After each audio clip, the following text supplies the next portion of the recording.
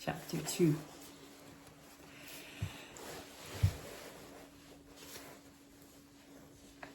Now, after Jesus was born in Bethlehem of Judea in the days of Herod the king, behold, wise men from the east came to Jerusalem, saying, "Where is he who has been born King of the Jews?" Now, I might have shared this, I had revelation on this a while ago.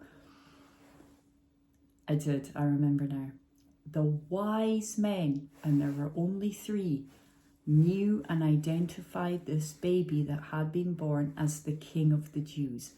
Now fast forward to Jesus' death on the cross, and that was the very title that he was mocked for, and one of the reasons they actually murdered him, because he claimed, they were saying, "You say you're King of the Jews," and all the rest of it. So the very thing that the wisest men in this region, arguably the world, knew he was, it was a feature of his murder by people who were clearly therefore then not very. So at the start of his walk, the wisest men knew who he was. And at the end of his time here on earth, he was murdered for simply stating that truth. The wise men knew it, and so the people who didn't and therefore murdered him were the opposite, unfortunately. And Jesus knew this, which is why he asked his Father, our Father, to forgive them, for they did not know what they were doing. Okay. And they were asking, "Where is he who has been born King of the Jews? For we saw his star when it rose and have come to worship him." When Herod the king heard this, he was troubled, and all Jerusalem with him. And assembling all the chief priests and scribes of the people, he inquired of them where the Christ was to be born. They told him, "In Bethlehem of Judea, for so it is written by the prophet. And you, O Bethlehem, in the land of Judah, are by no means least among the rulers of Judah. For from you shall come a ruler who will shepherd my people, Israel."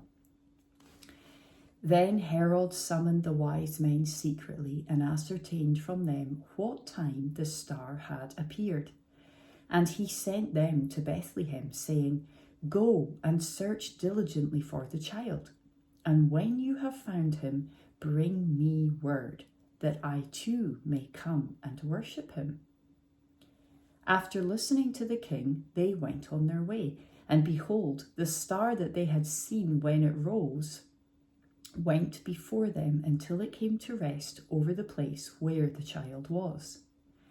When they saw the star, they rejoiced exceedingly with great joy.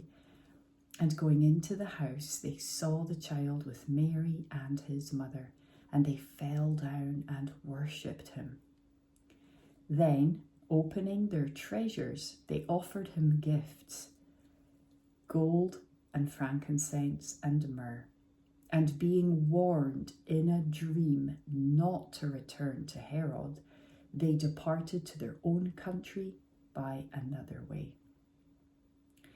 Now, when they had departed, behold, an angel of the Lord appeared to Joseph in a dream and said, "Rise, take the child and his mother and flee to Egypt, and remain there until I tell you.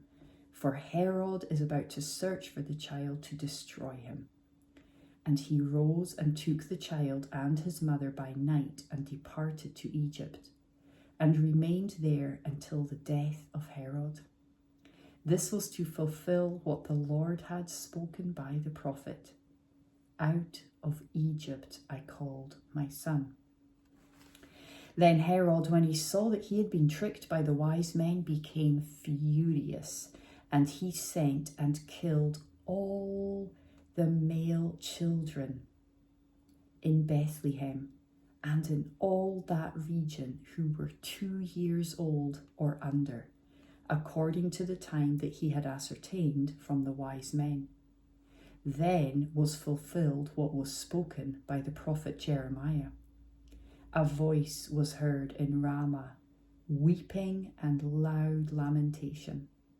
Rachel weeping for her children. She refused to be comforted because they are no more.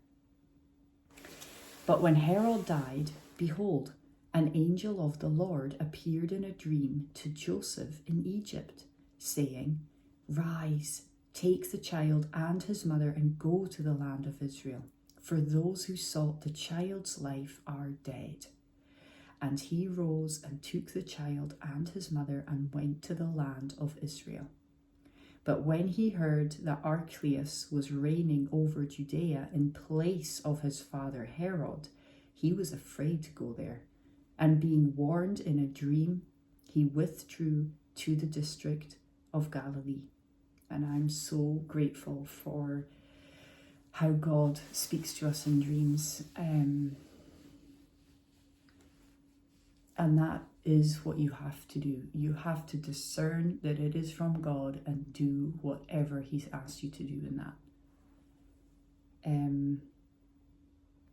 And he went and lived in a city called Nazareth, so that what was spoken by the prophets might be fulfilled, that he would be called a Nazarene.